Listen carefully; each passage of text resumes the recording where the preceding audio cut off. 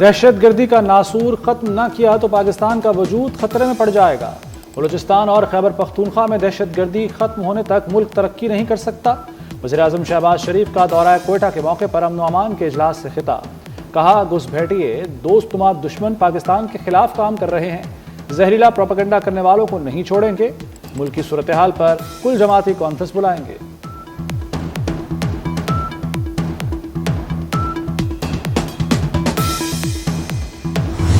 جعفر express پر حملے کے خلاف ایوان یک زبان، قومی اسمبلی نے متفقہ قرارداد منظور کر لی۔ پاک فوج قانون نافذ، دہشت گردی کے خلاف کھڑے ہونے کا عزم، ملک کو عدم استحکام سے دوچار کرنے والوں کے خلاف سخت کارروائی کا مطالبہ۔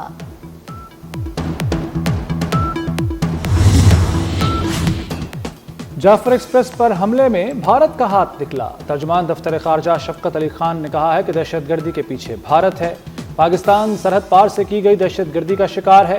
ٹرین حملہ بھی بیرون ملک بیٹھی قیادت نے کرایا۔ دہشت گرد افغانستان میں رابطے میں تھے، افغانستان دہشت گرد گروپوں کو روکے۔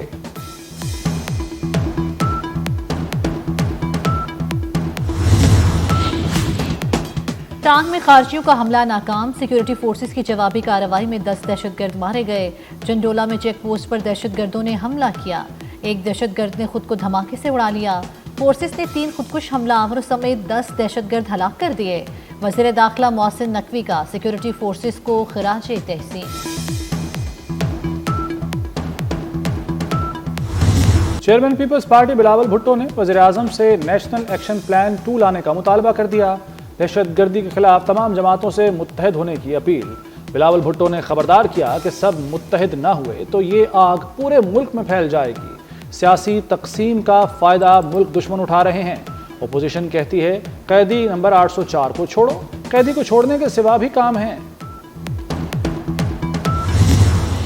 پی ٹی آئی نے سوشل میڈیا پر دہشت گردی کے واقعے پر پروپیگنڈا کیا۔ سوشل میڈیا اکاؤنٹس نے جو کیا پوری قوم نے دیکھا، یہ لوگ شہداء کی توہین کرتے ہیں۔ وزیر دفاع خواجہ آصف کی پی ٹی آئی پر شدید تنقید، بولے یہ اقتدار کی جنگ لڑ سکتے ہیں، ملک کی سالمیت کی نہیں۔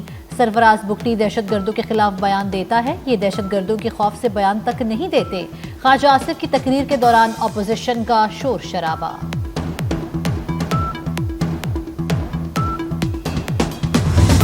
آپ بات کرتے ہیں ایک نیشنل کنسنسس کی، لیکن اس کی بجائے خواجہ صاحب جو ہے نا پی ٹی آئی کے اوپر جو وہ الزام تراشی کرنے پہ تلا ہوا ہے۔ اگر ان کے اندر کوئی بھی اخلاقی جرت ہوتی، اگر کوئی بھی اس کے اندر جو ہے نا ایک کوئی شرم اور حیا ہوتا، آج وہ یہ کہتا کہ میں ریزائن کرتا ہوں۔ انتظامیہ اس پہ لگی ہوئے کہ کیسی پی ٹی آئی کو توڑے، کیسی پی ٹی آئی کو کمزور کرے، اور اس کی جو اصل کام ہے کہ وہ سیکیورٹی دے، تحفظ دے، امن قائم کرے، اس پہ مکمل طور پر ناکام ہے۔ خواجہ آصف صاحب جو ہے نا ڈیفنس منسٹر ہے، وہ جس طرح بیانیہ بیان کر رہا ہے کہ سب کچھ پی ٹی آئی کی وجہ سے ہو رہا ہے، یہ سب کچھ تمہاری نااہلی کی وجہ سے ہو رہا ہے۔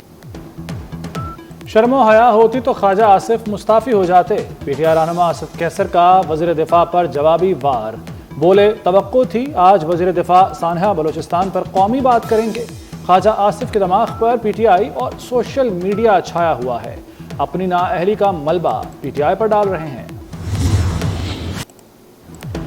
ایم کیو ایم کا 30 سالہ قومی ایجنڈا بنانے پر زور، فاروق ستار نے نیشنل ایکشن پلان پر نظر ثانی کا مطالبہ کر دیا۔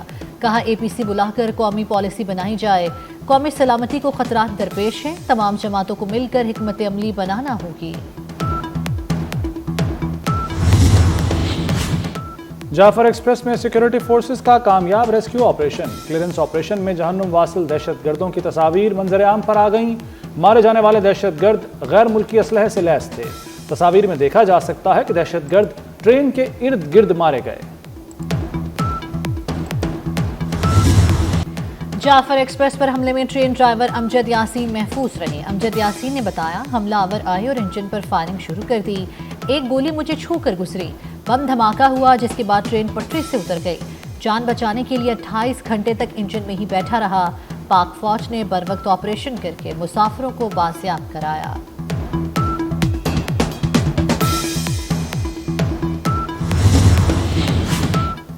جعفر ایکسپریس حملہ، 2 شہداء کی نماز جنازہ ادا۔ ریلوے اہلکار شمروز خان اور ممتاز گجر کی نماز جنازہ ریلوے ہاکی گراؤنڈ میں ادا کی گئی۔ شمروز کی کوئٹہ ریلوے قبرستان میں تدفین کر دی گئی۔ ریلوے ملازم ممتاز گجر کی میت آبائی علاقے مانسیرا روانہ کر دی گئی۔ دہشت گردی کے ناسور کے خاتمے کا وقت آ گیا۔ دہشت گرد دھرتی کا بوجھ ہیں۔ وزیر داخلہ محسن نقوی کا دہشت گردوں اور ان کے سہولت کاروں سے آہنی ہاتھوں سے نمٹنے کا عزم۔ جعفر ایکسپریس کے مسافروں کو بازیاب کرانے پر فورسز کو خراج تحسین پیش کیا۔ محسن نقوی نے ایف سی کے 4 شہید جوانوں کو زبردست الفاظ میں خراج عقیدت پیش کیا۔ وزیر داخلہ کا شہداء کے خاندانوں سے دلی ہمدردی کا اظہار۔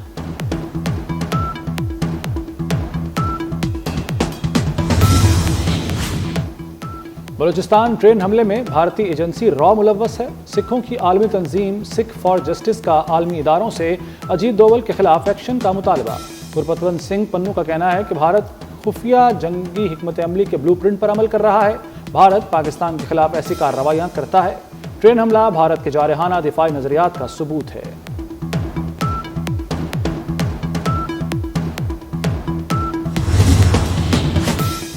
سوشل میڈیا پر حکومت مخالف پروپیگنڈے کی تحقیقات۔ جے آئی ٹی نے عمر ایوب سے 1 گھنٹہ تک سوالات کیے۔ اپوزیشن لیڈر نے کہا بانی کا ایکس اکاؤنٹ بیرون ملک سے آپریٹ ہوتا ہے۔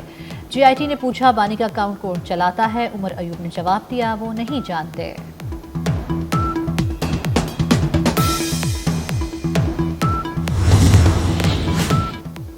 سندھ اسمبلی نے نئی نہروں کے خلاف وزیراعلیٰ کی قرارداد منظور کر لی۔ نئی کینالز کا منصوبہ سندھ کے پانی کا حق چھیننے کی کوشش ہے۔ مراد علی شاہ کا سخت موقف، کہتے ہیں چولستان کینال اور دیگر کینالز کی تعمیر کسی صورت قبول نہیں۔ سندھ کے عوام اپنے پانی کے حقوق پر سمجھوتا نہیں کریں گے۔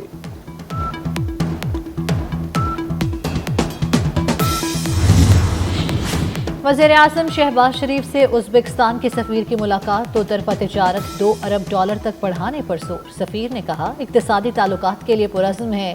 ازبک صدر تعلقات مزید مضبوط بنانا چاہتے ہیں۔ عالمی مارکیٹ میں پیٹرولیم مصنوعات کی قیمتوں میں کمی۔ پاکستان میں پیٹرول $14.15 سستا کرنے کی تجویز۔ ہائی سپیڈ ڈیزل $8.70 سستا ہو سکتا ہے۔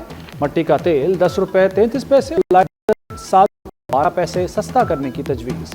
وزیر اعظم کی منظوری کے بعد نئی قیمت کا اطلاق 16 مارچ سے ہوگا۔ کراچی کے بجلی صارفین کے لیے اچھی خبر، بجلی ماہانہ فیول پرائس ایڈجسٹمنٹ قیمت میں سستی ہونے کا امکان۔ کے الیکٹرک نے جنوری 2025 میں فیول ایڈجسٹمنٹ کی درخواست نیپرا میں دائر کر دی۔ ٹیرف میں $4.84 فی یونٹ کمی کی درخواست۔ کے الیکٹرک کی درخواست پر 20 مارچ کو سماعت ہوگی۔ مہنگائی کی دہائی، پولٹری فارمرز نے سرکاری ریٹ لسٹ مسترد کر دی۔ اسلام آباد میں چکن 820، کراچی میں $750 فی کلو تک پہنچ گیا۔ لاہور، فیصل آباد اور گجرانوالہ میں بھی برائلر $700 کلو تک پہنچ گیا۔ ہول سیل میں چینی مزید $11 کلو مہنگی۔ ہول سیلرز نے چینی $200 فی کلو پہنچنے کا خدشہ ظاہر کر دیا۔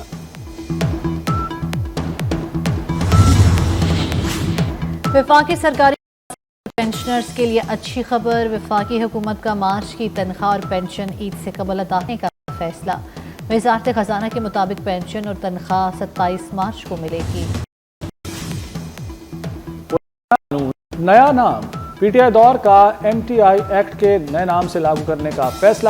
پنجاب اسپیشلائزڈ انسٹیٹیوٹ ایکٹ 2025 متعارف۔ سرکاری اسپتال ٹھیکیداری سسٹم کے تحت چلیں گے۔ ٹیچنگ اسپتالوں کے ڈاکٹرز و عملے کا سرکاری ملازم کا درجہ ختم۔ ڈاکٹرز و عملہ بورڈ کے رحم و کرم پر ہوگا۔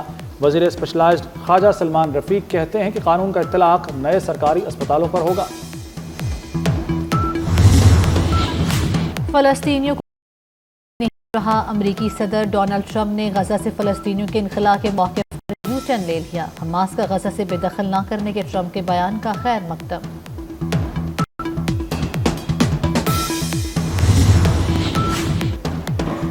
اور پاکستان کرکٹ ٹیم دورہ نیوزی لینڈ کے لیے کرائسٹ چرچ پہنچ گئی۔ قومی ٹیم کل سے ٹریننگ کا آغاز کرے گی۔ پاکستان اور نیوزی لینڈ کے درمیان پہلا T20 16 مارچ کو کھیلا جائے گا۔